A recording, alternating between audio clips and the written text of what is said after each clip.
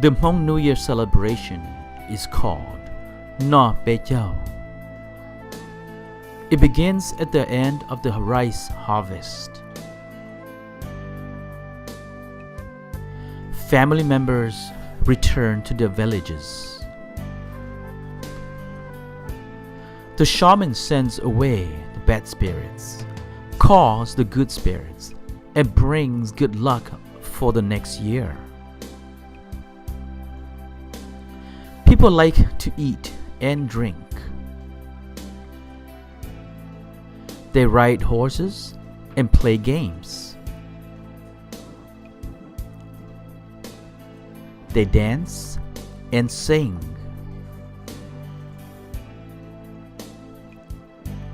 Boys and girls play tossing ball.